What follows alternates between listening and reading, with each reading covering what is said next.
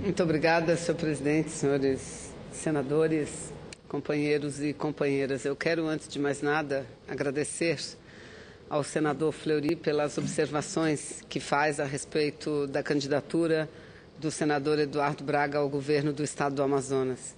E dizer, senador Fleury, que eu tenho muito orgulho de fazer parte desse momento do nosso país e principalmente desse momento do Estado do Amazonas, um Estado que tem como centro da sua economia a Zona Franca de Manaus. Uma parte, senadora. Pois não. Eu quero pedir desculpa e corrigir que na hora eu falei governo do Maranhão, certo?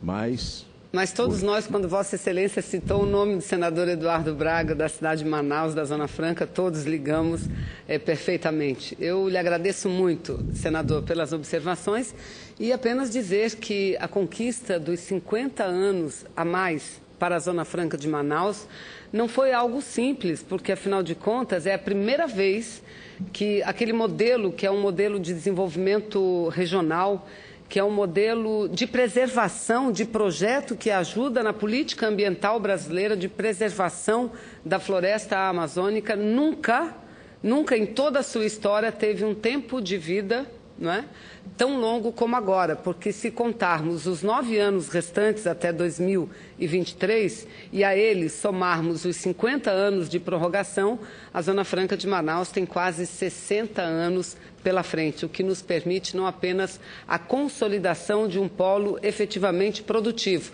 mas nos permite, e o senador do Estado de Rondônia, que aqui está, sabe perfeitamente o quanto a Zona Franca é importante para a região como um todo, nos permite e nos dá tranquilidade para que trabalhemos, não só o Amazonas, mas Rondônia, Roraima, todos os estados da Amazônia Ocidental e Oriental, por um modelo próprio de desenvolvimento, um modelo que utilize a riqueza que a natureza nos oferece e que, ao mesmo tempo, preserve o meio ambiente que tão importante é para os povos da Amazônia, para o Brasil, mas para o mundo inteiro. Então, sem dúvida nenhuma, essa é uma conquista do Estado do Amazonas, que teve uma participação muito importante do ex-presidente Lula, da presidenta Dilma, do senador Eduardo Braga, minha, da bancada do Estado do Amazonas, sem dúvida nenhuma.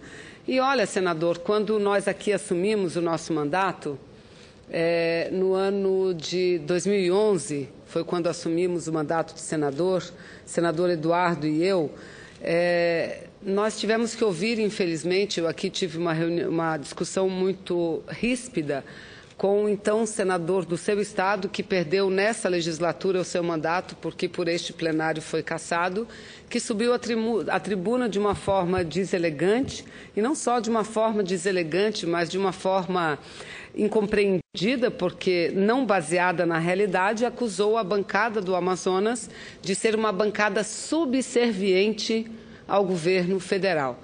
Eu quero dizer que bancadas subservientes não conquistam o tamanho das vitórias que nós conquistamos nesses últimos 8 anos do presidente Lula e 4 primeiros anos da presidenta Dilma.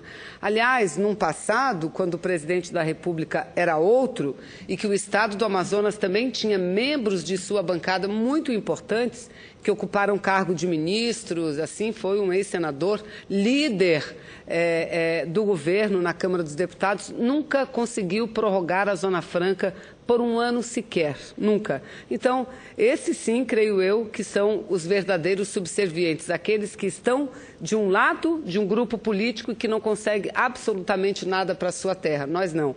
Com muito orgulho dizemos, apoiamos a presidente porque a presidente entende a Amazônia, porque a presidente entende o Amazonas, porque a presidente, assim como foi o Lula, entende a Zona Franca de Manaus. Então, essa é uma vitória, não só nossa da bancada, não só da presidenta Dilma, não só do ex-presidente Lula, mas uma vitória do povo amazonense, que soube trabalhar com muitas forças, superar muitas dificuldades para que a gente pudesse ter essa grande conquista que foi a prorrogação da Zona Franca de Manaus por 50 anos. Então, eu lhe agradeço muito, senador Fleury, pelas observações.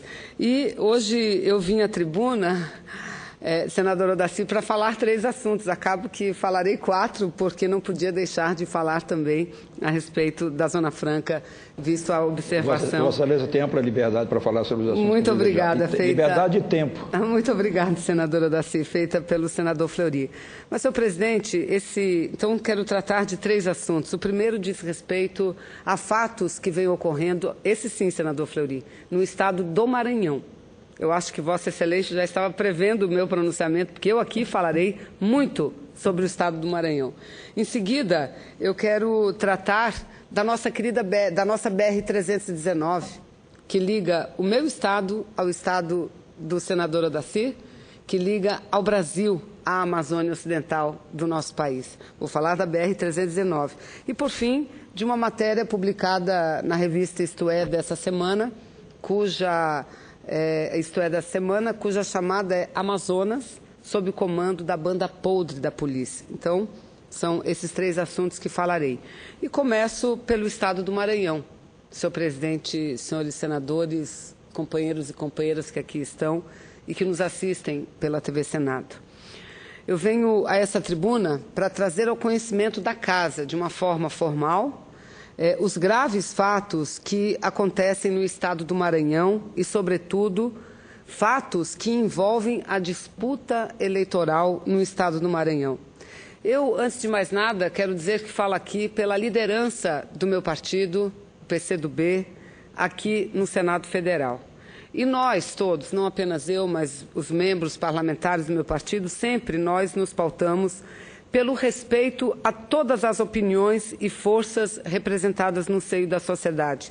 Aliás, eu acredito, e nós também acreditamos do partido, que o debate das ideias é fundamental. Aliás, é o que enriquece e fortalece a nossa jovem democracia, a jovem democracia brasileira. Mas, nesse momento, eu não posso me furtar de registrar aqui a escalada de agressões e leviandades que meu colega de partido, o advogado e respeitado professor da Universidade, do Departamento de Direito da Universidade Federal do Maranhão, Flávio Dino, que também é ex-juiz federal, onde ocupou cargos expressivos, como a Secretaria-Geral, foi o primeiro secretário-geral do Conselho Nacional de Justiça, quando de sua instalação.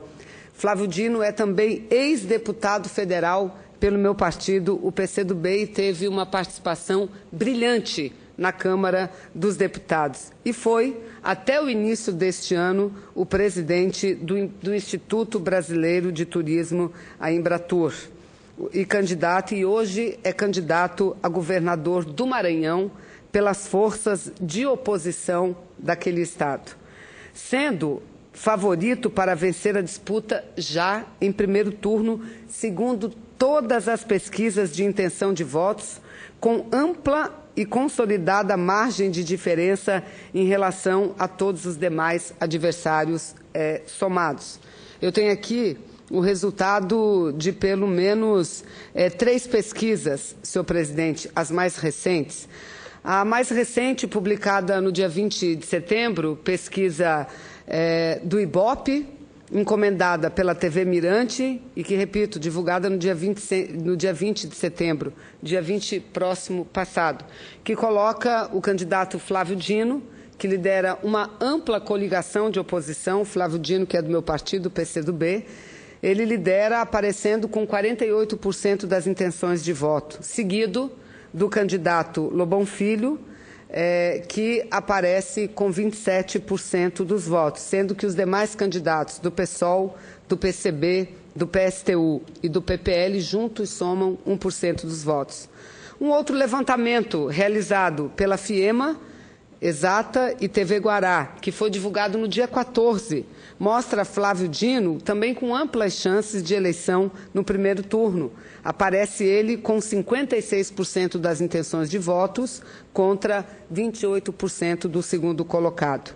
Também pesquisa DataM, encomendada pelo jornal Atos e Fatos, divulgada no dia 10 de setembro, Flávio Dino teria ampliado a sua margem na disputa pelo governo e naquela aparece com 58,2% das intenções de voto contra 24,6% do segundo colocado. Ou seja, eu faço questão de ler os dados, porque todas as pesquisas, independente de quem as encomendou, independente do instituto que realizou, todas elas mostram a grande possibilidade de Flávio Dino vencer as eleições no primeiro turno. Ele, repito, que lidera uma grande coligação oposicionista no estado do Maranhão. Ele, senhor presidente, senhores senadores, companheiros e companheiras, Flávio Dino, tem sido vítima, como eu disse aqui, de aleivosias e manipulações torpes que motivaram a sua campanha, junto comigo e com o presidente nacional do meu partido, Renato Rabelo, a entregarem, e estivemos aqui hoje em audiência com o Procurador-Geral da República,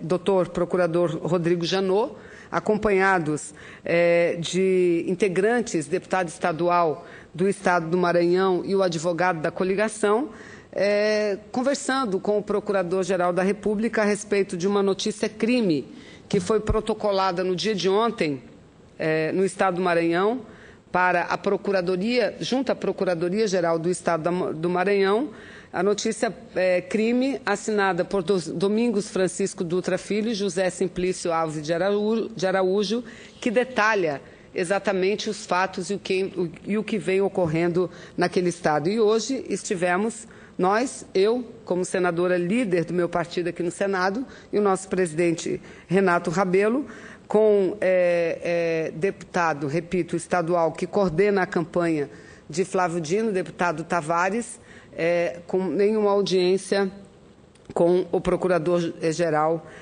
da República, Dr. Rodrigo Janot.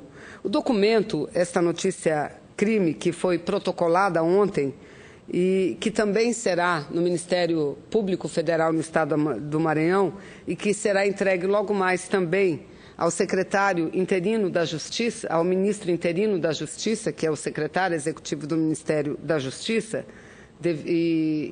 visto que o ministro está em viagem acompanhando a presidente em Nova York, na Assembleia Geral das Nações Unidas, nós encaminharemos uma cópia desta notícia-crime e entregaremos pessoalmente ao ministro interino da Justiça este material, esta notícia-crime, que escreve e descreve a mais recente e sórdida ação que objetiva não apenas tentar mudar os rumos da eleição no Estado do Maranhão, mas que atinge diretamente a honra de Flávio Dino e, portanto, busca mudar a partir de fatos que imaginamos sejam fatos criados, fatos montados, mudar todo um mecanismo de um procedimento eleitoral e fazendo isso da forma mais vil,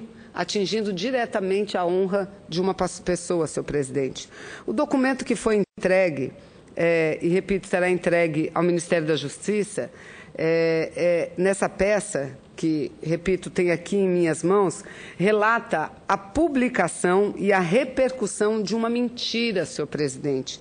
Um vídeo que foi grosseiramente produzido, onde se afirma, e abre aspas, que em interrogatório, bandido acusa Flávio Dino de liderar quadrilha. Ou seja, a campanha do candidato adversário a Flávio Dino, apoiada pelo atual governo do Maranhão... Senadora, você me permite? Eu queria registrar entre nós a presença de estudantes e professores e estudantes do Centro do Ensino Médio do Colégio João Tales, de Americana, em São Paulo. Sejam bem-vindos entre nós.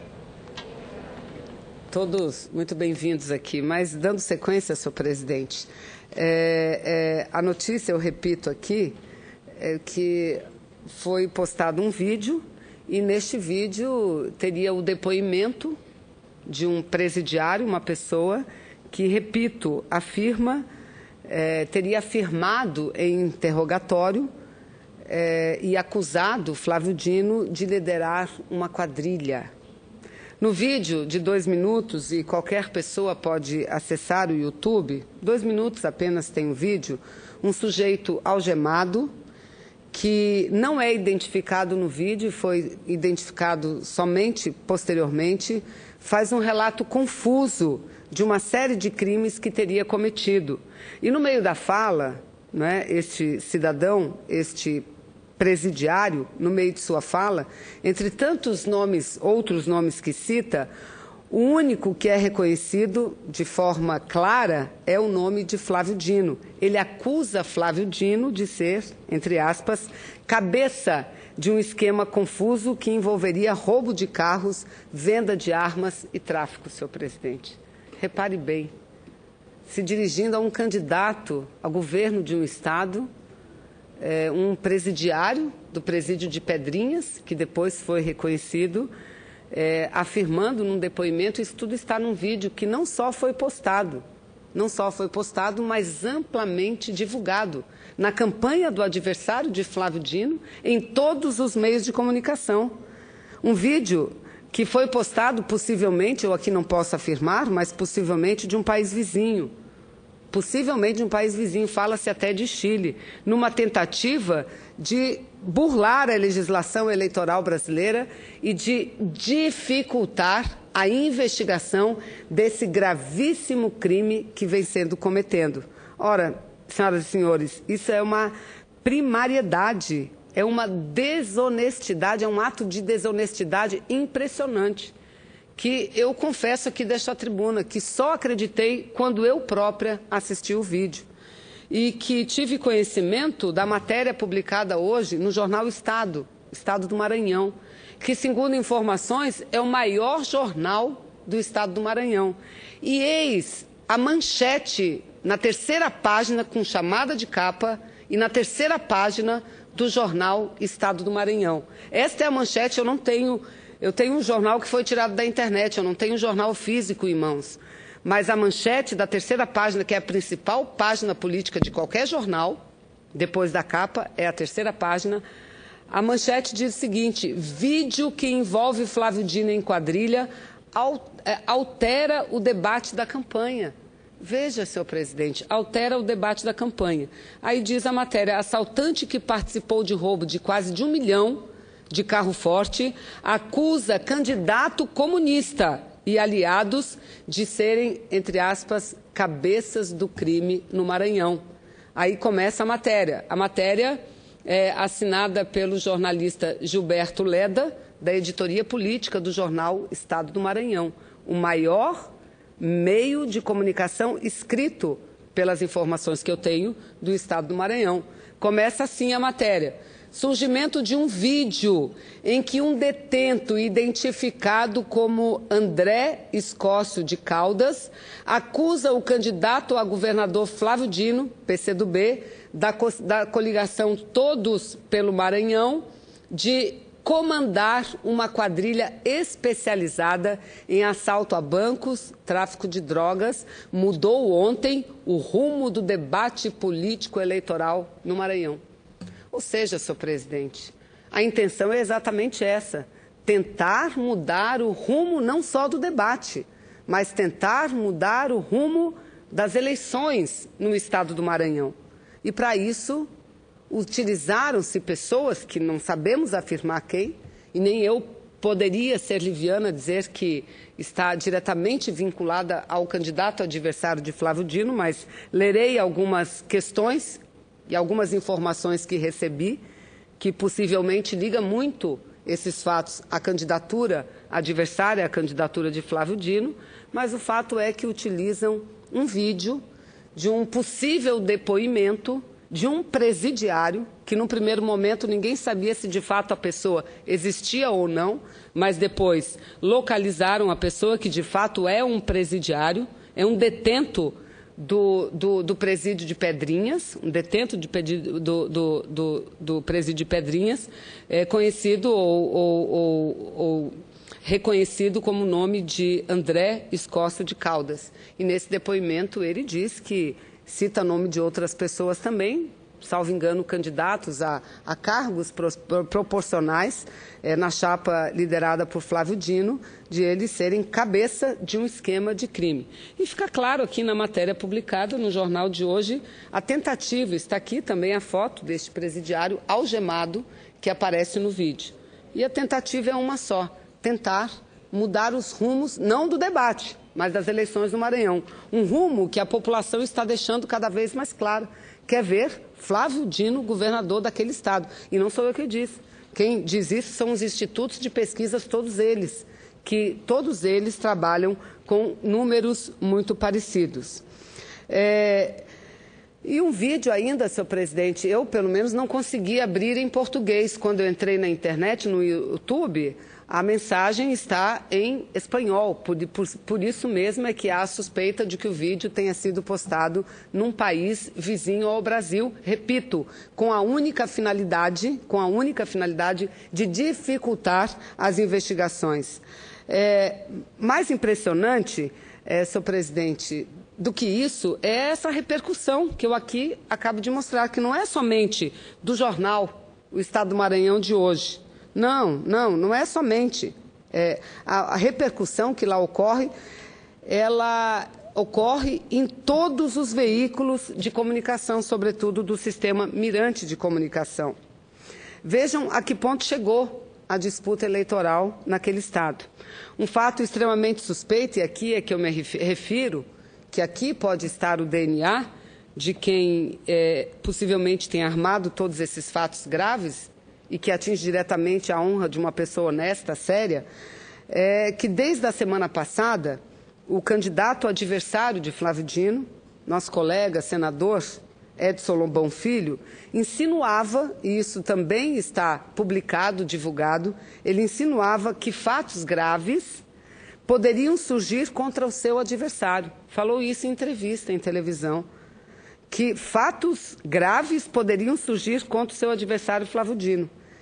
E também, desde aquele tempo, ou seja, já desde a semana passada, a insinuação era de que, embora estando na oposição e não ocupando cargo algum no governo do Maranhão, o seu adversário, Flávio Dino, seria o responsável pela crise no complexo penitenciário de Pedrinhas, incluindo o terror instaurado nas ruas da capital maranhense. Veja bem, tentando ligar a campanha de Flávio Dino aos graves problemas vividos na penitenciária de Pedrinhas, que, aliás, nós temos conhecimento de que o próprio Conselho Nacional do Ministério Público já fez inspeção naquele presídio, porque foi pedida intervenção federal, e já há relatórios que mostram as dificuldades que vivem aquele presídio, até mesmo por falta de uma direção mais comprometida com a segurança pública do Estado do Maranhão.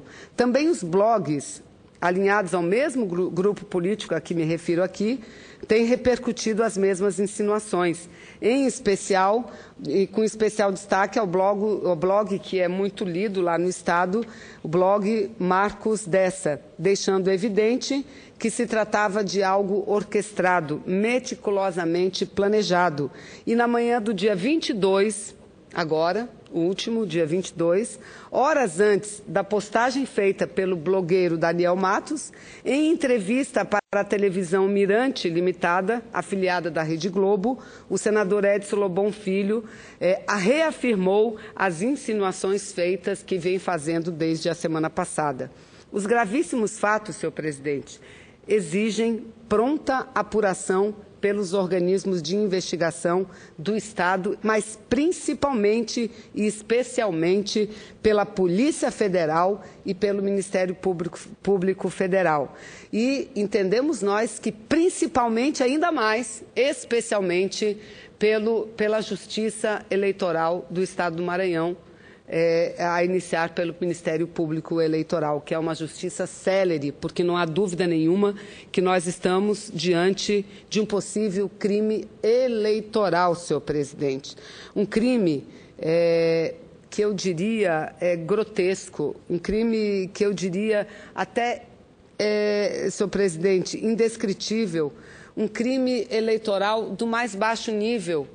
Como que utilizam-se de um presidiário para fazer uma denúncia falsa contra um candidato muito bem posicionado e que tudo indica deverá ganhar as eleições para o governo, porque está em primeiro lugar, que tem todo um currículo para mostrar para a sua gente, para o seu povo, que por aqui passou pelo Parlamento Brasileiro, que foi juiz federal e que abdicou de ser juiz federal para ingressar na carreira política, um companheiro que tem uma conduta ilibada, uma conduta séria. Então, utilizar isso e postar um vídeo em outro país, possivelmente, dar ampla publicidade a esse vídeo é algo gravíssimo, senhor presidente. Por isso, estivemos hoje. O presidente nacional do meu partido, Renato Rabelo, acompanhado de integrantes da coligação do Estado do Maranhão, de integrantes do Estado do Maranhão, com o Procurador-Geral de Justiça. E daqui a alguns minutos estaremos no Ministério da Justiça, pedindo não só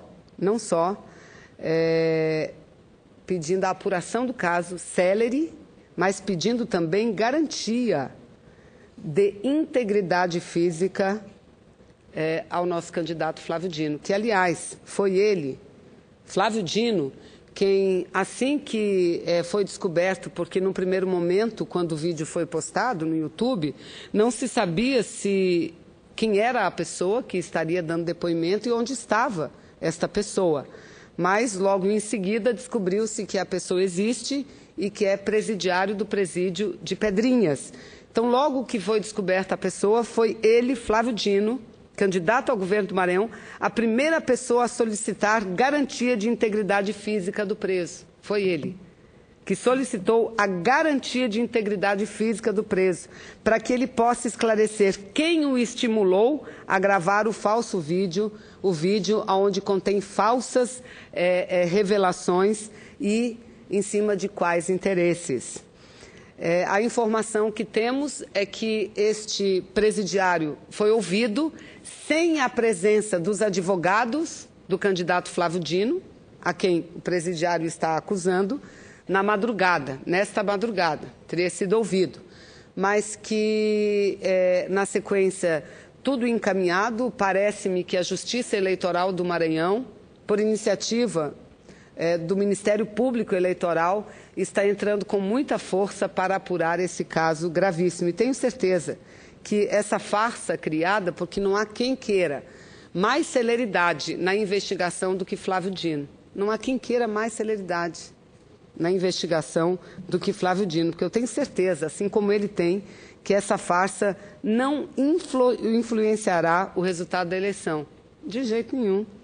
Mas a gravidade, senhor presidente, com que se apresenta este fato, porque fatos nós já vimos muitos, fatos sendo utilizados e farsas sendo montadas por um candidato sempre para derrubar o outro, mas com esse nível de gravidade, acusando o candidato de chefiar uma quadrilha de tráfico, de roubo, aliás, num crime que diz que esse roubo de 1 milhão, e eu tenho aqui uma certidão, esse roubo de 1 milhão a um carro forte não tem absolutamente nada a ver com Flávio Dino e parece que nem esse presidiário estava envolvido neste crime. Está preso por outras razões, mas não nesse crime.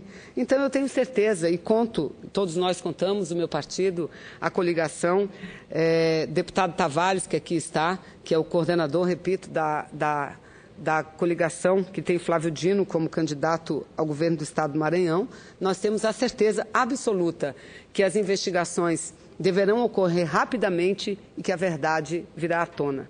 Virá à tona porque não pode. Não só uma pessoa ser tão vilipendiada, uma pessoa ser tão gravemente atingida na sua honra, e que com esses mecanismos tão primitivos, eu até diria, senhor presidente, tentar mudar o rumo de uma eleição.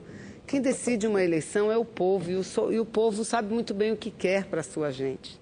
Absolutamente. Então, eu não apenas faço esse pronunciamento e solicito que ele seja, e acompanhe aqui, tenho comigo cópia da notícia crime, que solicito que seja inserida nos anais dessa casa, senhor presidente, é muito importante, assim como a cópia da matéria jornalística do jornal, que repercute algo que é apócrifo, que não corresponde com a verdade, mas que, fica claro, é uma tentativa de tentar mudar a favor de uma candidatura que não está na frente. Aliás, quem está na frente, muito bem, repito, nas pesquisas, é Flávio Dino, do meu partido, PCdoB, tenta, com isso, mudar os rumos da campanha no Estado do Maranhão. Então, eu peço que essas peças, tanto a cópia do jornal quanto a cópia da notícia crime, façam parte, sejam inseridos nos anais desta casa. Muito obrigada, senhor presidente. E aqui eu quero prestar também, além da minha solidariedade política, que fala em nome do meu partido, da direção, da nossa bancada, não só do Senado, mas na Câmara Federal, mas prestar a minha solidariedade pessoal a Flávio Dino e a sua família. Porque com ele, não apenas eu, mas muito de nós, parlamentares brasileiros, aprendemos muito e aprendemos a respeitá-lo pelo seu currículo, pela sua história passada e pelo seu presente, senhor presidente. Mas o segundo fato que eu gostaria de abordar, e aí já entro no segundo fato, senhor presidente, por coincidência também diz respeito à segurança. Uma matéria publicada na revista Isto É dessa semana, que eu já li aqui o título, que diz Amazonas sob o comando da banda podre da polícia. O fato é que o antigo comandante da Polícia Militar do Estado do Amazonas foi exonerado pelo atual governador do Estado do Amazonas, governador José Melo, e no lugar dele assumiu o cargo de comandante da polícia o coronel Eliésio da Silva, e como subsecretário assumiu o coronel Haroldo Ribeiro. E ambos constam, e é exatamente isso que a matéria retrata, de que ambos fazem parte como acusados e respondem a processo por uma possível participação em crime organizado. O fato é que respondem a processo, se são culpados ou não, não sabemos. Mas, no Brasil, cada vez mais nós caminhamos para o ficha limpa. Ninguém pode se candidatar que não tenha ficha limpa. Então, colocar no comando da polícia militar do meu estado pessoas que respondem por crimes não é a melhor das atitudes. E, diante disso, o próprio Ministério Público ingressou com uma ação e a Justiça Eleitoral do meu estado, porque estaria havendo uma intervenção indevida da Polícia Militar na campanha eleitoral, a Justiça Eleitoral do meu estado determinou que fossem ambos exonerados, o comandante e o subcomandante. O governador, ao invés de cumprir o que determinou a Justiça Eleitoral, apenas deu férias para o comandante e o subcomandante. Novamente, a Justiça Eleitoral do meu estado disse que não, que eles teriam que ser exonerados. Eu espero que assim seja, para que a gente possa viver momentos de mais tranquilidade, que infelizmente meu estado nesses últimos dias vem vivendo também uma intranquilidade no que diz respeito à falta de segurança no estado do Amazonas. Mas faço apenas esse registro, esperando que de fato a gente possa, a população do Amazonas, viver momentos de maior tranquilidade, porque quando não é um posto de gasolina, é um restaurante ou são residências, ou seja, é uma insegurança que paira não só sobre a cidade de Manaus, mas sobre o estado do Amazonas. E o terceiro e último assunto, senhor presidente, que me traz à tribuna, diz respeito à BR-319. Eu quero começar essa parte do pronunciamento, senador Fleury, Vossa Excelência, que não domina tanto quanto nós, o que é e o que significa a BR-319, quero dizer que a BR-319 é uma BR que liga Manaus a Porto Velho e que daí liga toda a Amazônia Ocidental, o estado do Amazonas, o estado de Roraima, ao território brasileiro, porque nós que vivemos no Amazonas, aqueles que vivem em Roraima, nós não temos ligação terrestre com o nosso e o estado do Acre, mas o estado do Acre ainda tem uma estrada. Mas nós que somos do Amazonas e o estado de Roraima, nós não temos ligação terrestre com o nosso próprio país.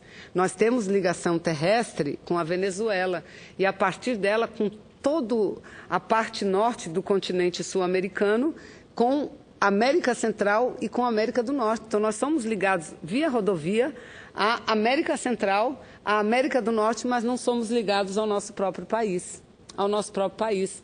E a BR-319 é uma BR que existe já de muito tempo.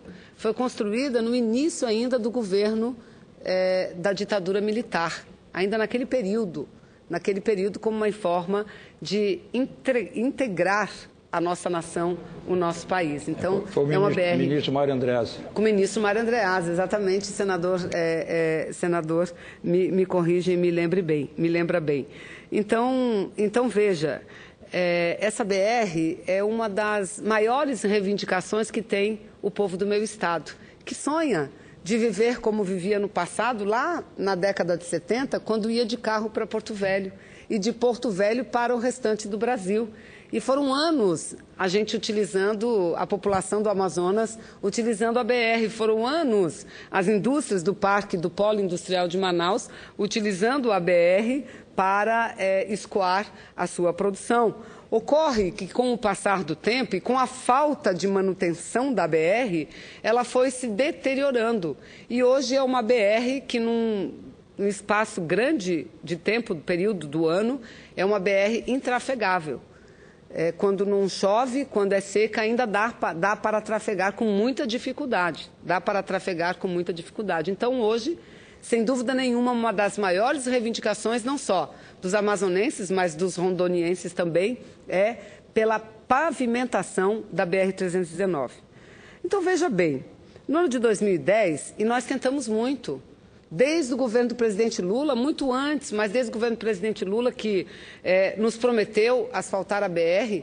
Durante muito tempo, no Ministério dos Transportes, esteve como ministro um senador do meu estado, do Amazonas, senador Alfredo Nascimento, que hoje é candidato a deputado federal. Tentamos muito, recursos no orçamento foram colocados, foram reservados para a recuperação da BR, mas ela não saiu do papel. Até hoje, aliás, apenas a parte inicial e final. E a parte central continua, até hoje, como era, intrafegável na maior parte dos meses do ano. Mas vejam, nas eleições presidenciais de 2010, de 4 anos atrás, a então candidata Marina Silva, que era candidata a presidente, participava de um debate lá na nossa Universidade Federal do Amazonas, quando fez a seguinte sugestão, questionada que foi a respeito da BR-319. Ela fez a seguinte sugestão, não são palavras minhas, são palavras dela, por isso, abro aspas, é melhor o governo federal subsidiar as passagens aéreas para o amazonense passear em Porto Velho do que asfaltar a BR-319, fecha aspas. Essas foram as palavras de Marina Silva, que pouco tempo tinha deixado o Ministério do Meio Ambiente e, à época, era candidata a presidente, assim como é hoje. Uma frase que eu considero debochada, senhor presidente, diante do anseio de milhões de amazonenses e de rondonienses que até hoje aguardam pela recuperação daquela rodovia. Repetindo aqui, a única ligação por terra do meu estado, do estado de Roraima, ao restante do país e fundamental para a economia local. Eis que no último domingo, a presidenciável Marina Silva esteve em Manaus também, participando de um comício. E a candidata voltou a fazer afirmações que envolvem a BR-319. A candidata dessa vez disse o seguinte, que a BR-319, que liga Manaus a Porto Velho, só deverá ser asfaltada quando provar a sua viabilidade econômica, social e ambiental. E que até hoje ela não foi asfaltada porque não provou a sua viabilidade econômica, social e ambiental. Qual é a viabilidade econômica que tem o programa Luz para Todos? Nenhuma. Mas a viabilidade social é 100%. Então, se a candidata Marina Silva espera da viabilidade econômica, nem o meu estado, nem o seu próprio estado teria recebido tantos investimentos do governo. Nunca teria, porque não há viabilidade econômica, que até pode haver. Mas não é necessário. O que nós precisamos fazer é ter todo o cuidado ambiental para pavimentar e recuperar, sim, a BR-319. É isso que nós temos que fazer. E quem quer ser presidente desse país tem que entender que o Brasil também é composto pela Amazônia e que a Amazônia tem o direito, a sua gente, o seu povo, de estar ligado à sua gente, à sua própria gente, ao seu povo. Nós estamos ligados de Manaus a Boa Vista, em Roraima, e de Boa Vista a Roraima até a capital da Venezuela, e daí para diante nem por isso o desastre ambiental aconteceu naquela região. Mas querem nos impedir de que tenhamos o direito de ter essa ligação terrestre.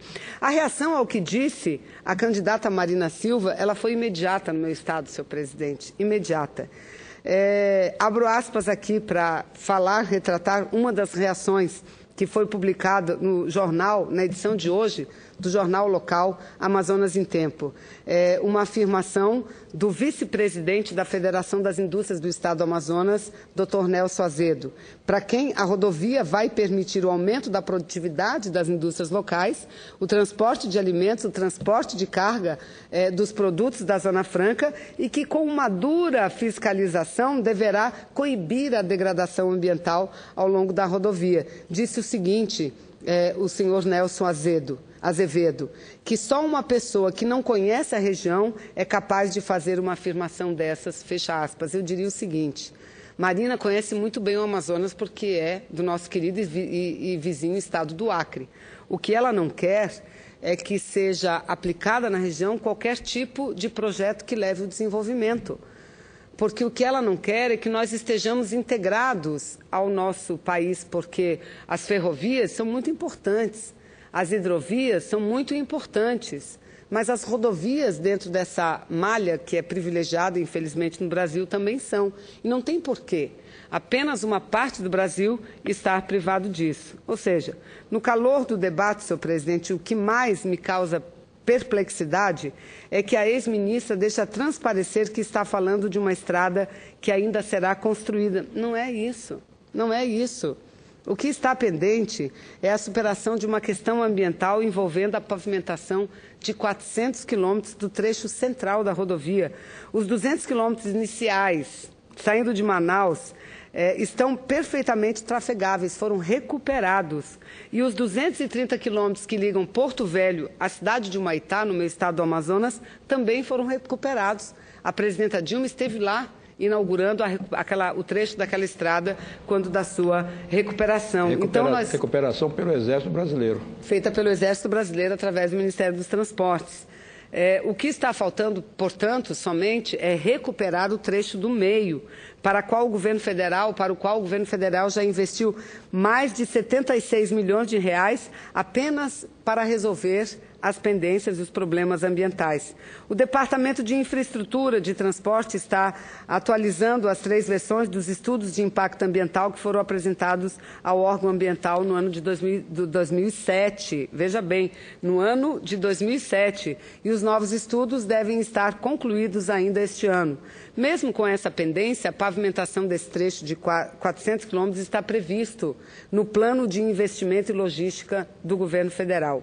O conceito de estrada-parque também é muito importante, porque este é o conceito que nós estamos dando à BR-319, um conceito de estrada-parque no que tange à questão ambiental. Serão diversas unidades de preservação no trecho central da BR-319 e que todos eles estarão em pleno funcionamento, com diversos postos de fiscalização ao longo da estrada para evitar o desmatamento desses diversos, que eu aqui agora relato, são 17 unidades de conservação que foram criadas ao longo do trecho da BR-319, envolvendo mais de 11 milhões de hectares de florestas que margeiam a BR, ou seja, para preservar, não precisa proibir a BR. Para preservar, tem que fazer isso, criar unidades de preservação e garantir a fiscalização. Aliás, a BR já existiu durante no mínimo duas décadas,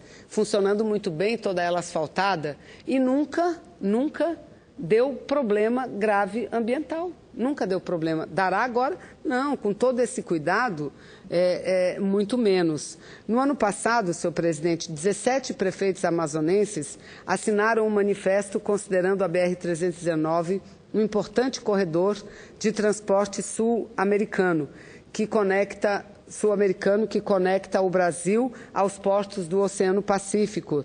Também representa um importante vetor de crescimento econômico para os municípios do Careiro da Várzea, de Manaquiri, Careiro Castanho, Altazes, Beruri, Canutama, Lábrea, Novo Airão, Manacapuru, Iranduba, Nova Olinda do Norte, Borba, Novo Aripuanã, Apuí, Manicoré, Humaitá, Tapauá e outros municípios que eu aqui não citei, porque a ideia também é fazer uma outra ponte que, através da BR, possa fazer a ligação direta até a cidade de Manaus. E olha que eu aqui só citei municípios do estado do Amazonas, poderia citar outros tantos municípios do estado de Rondônia. Destacam ainda que os benefícios da estrada são muitos, desde o escoamento da produção e dos produtos fabricados no polo industrial de Manaus, o desenvolvimento do turismo ecológico, até o escoamento da produção agroextrativista local. Estamos falando também, senhor presidente, de uma população que está refém do transporte aéreo para exercer o seu direito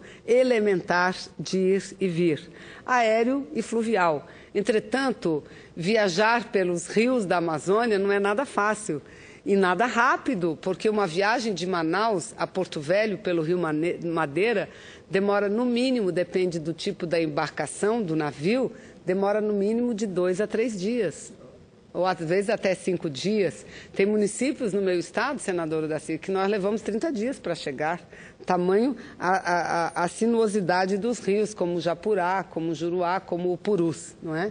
O Rio Madeira é um rio que também tem problemas de trafegabilidade em alguns períodos do ano, portanto, a nossa população está fadada e obrigada ao transporte aéreo. Imagina um paciente que tenha que se tratar, quanto não custa para esse paciente, ao Estado brasileiro, eu nem digo a ele próprio, mas ao Estado brasileiro, para tirar esse paciente ou do estado de Rondônia, Roraima ou do Amazonas para chegar ao centro-sul do país. Então, estamos fadados ao transporte, à utilização do transporte aéreo. Sair desse isolamento, senhor presidente, é o sonho da nossa gente, que um dia já viveu essa realidade. E, portanto, nós entendemos que basta ter compromisso, boa vontade política para que esse assunto seja resolvido. Então, eu espero, sinceramente, que a candidata Marina reveja as suas opiniões. E ela que fala tanto em desenvolvimento sustentável tem que saber que nós podemos, sim, perfeitamente conviver com uma política que preserve o meio ambiente, mas que também garanta o desenvolvimento. E que a BR-319 é fundamental para que a gente possa não só ter o direito de ir e vir, mas também um instrumento importante para o nosso próprio desenvolvimento sustentável. Era isso que eu tinha a dizer. Muito obrigado. Vossa Excelência tem plena razão nas considerações que acaba de fazer, nobre senador. Até porque, como Vossa Excelência muito bem ressaltou, a BR-319 não vai ser construída, ela vai ser asfaltada. E outra coisa, essa declaração da ex-senadora e da candidata Marina Silva está deslocada da realidade da estrada. A estrada já está com sua metade asfaltada e em pleno funcionamento. Agora mesmo, uma semana atrás, o ministro dos Transportes inaugurou a ponte sobre o Rio Madeira, onde o governo federal gastou 250 milhões de reais. Exatamente para permitir essa ligação com o estado do Amazonas e, consequentemente, com o Caribe e com o Oceano Pacífico lá em cima. Eu acho que foi uma recaída de radicalismo da presidente. Ela esquece, da candidata a presidente, ela esqueceu e deu uma recaída aí na sua declaração. Outra coisa é a seguinte, a BR-319 já está inscrita no orçamento da União há muito tempo. Ela começa em Porto Velho, no entroncamento, ela faz entroncamento com a BR-364, num ponto central de Porto Velho, e vai até Manaus. Ela é quase que a continuação da BR-364 em outra direção. Ela faz também a interligação da chamada Transamazônica, que no seu curso mais distante vai para Santarém. Então, a candidata está, a meu ver, foi infeliz na sua declaração, perdeu a percepção da realidade da Amazônia Ocidental e da Amazônia brasileira, que tem saída também pela Amazônia Oriental, lá pelo Amapá. Então, nós já temos uma saída para o Pacífico pelo Acre. Essa é outra saída para o Pacífico através da BR-319. E eu não vejo nenhuma fundamentação da candidata que pudesse impedir a construção, porque a construção já começou. A não ser que se dinamite a estrada toda e se torne aquelas populações, ao longo dela, a estrada está povoada de ponta a ponta com mais ou menos populações, e se retire toda a população que está naquela região. Então, eu acho que foi uma infelicidade da candidata, ela cometeu um erro gravíssimo do ponto de vista estratégico, do ponto de vista de interesse nacional, da Amazônia Ocidental, do Brasil, da saída do Brasil para o Pacífico, mais uma saída para o Pacífico. Agora mesmo o ministro dos Transportes, nessa visita que fez lá, o doutor Sérgio Passos, declarou que nós vamos agora, até o fim do ano, fazer o lançamento da pedra fundamental da ponte por sobre o Rio Madeira, entre Guajará-Mirim e Guaiara-Mirim, na Bolívia, que é aquele antigo compromisso do Tratado de Petrópolis. E a outra ponte sobre o Rio Madeira, em Abunã, que faz a interligação com o Acre, que está sem a ponte, já está sendo construída a ponte. Então, há um contexto de obras federais, de infraestrutura e de infraestrutura estratégica, porque não é infraestrutura qualquer, são infraestruturas estratégicas, que estão em andamento e vem de repente a candidata e quer impedir que essa infraestrutura estratégica seja concluída, o que eu acho difícil acontecer, porque os pressupostos mesmo levantados por ela são improcedentes. Os pressupostos já existem lá, a viabilidade econômica já está lá, a viabilidade social já está lá, são as populações. O eventual prejuízo que pudesse a estrada ser aberta, a ser projetada, ela já foi projetada, está em construção, esse impacto ambiental não tem havido, como Vossa Excelência muito bem referiu aqui. E além do mais, tem as unidades que vão ser criadas, já são criadas, que é o Conselho de Estrada Parque, que vai ser talvez a primeira Estrada Parque brasileira. Deve ser a primeira Estrada Parque brasileira. Portanto, Vossa Excelência, meus parabéns, tem absoluta razão e traz à discussão um tema importante, que é o da integração da Amazônia Ocidental consigo mesma e com o Brasil. Parabéns a Vossa Excelência. Eu aqui agradeço a parte de Vossa Excelência, senador, e dizer que essa posição, que não é só uma posição de discurso da ex-ministra e hoje candidata à presidência do país, Marina Silva, mas é uma posição prática, porque enquanto ela esteve no Ministério de Meio Ambiente, foi lá que nós tivemos todas as dificuldades para que tivéssemos a recuperação dessa estrada. E Vossa Excelência reafirma aquilo que eu já havia dito. Nós queremos o conceito de estrada-parque, nós queremos que isso nos ajude no desenvolvimento sustentável.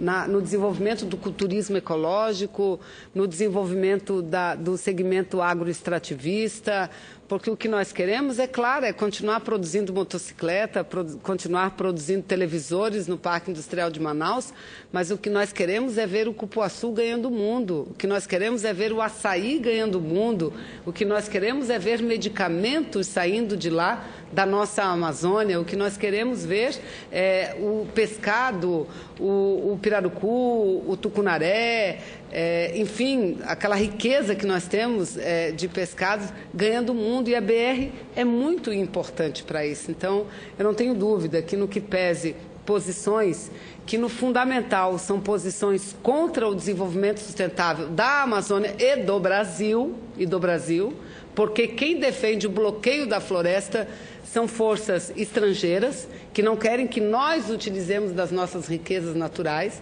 Então, essas pessoas, elas ficarão, elas passarão, porque nós seguiremos, sem dúvida nenhuma, com o andamento dos projetos de hidrelétrica, com todo o cuidado ambiental, com o andamento dos projetos, inclusive de infraestrutura que Vossa Excelência se refere e do qual está incluída a BR-319. Eu aqui agradeço a parte de Vossa Excelência. O governo brasileiro está totalmente inserido e comprometido com isso. Ela vai ter que mudar toda a programação do governo brasileiro se vier a ganhar as eleições, uma vez que...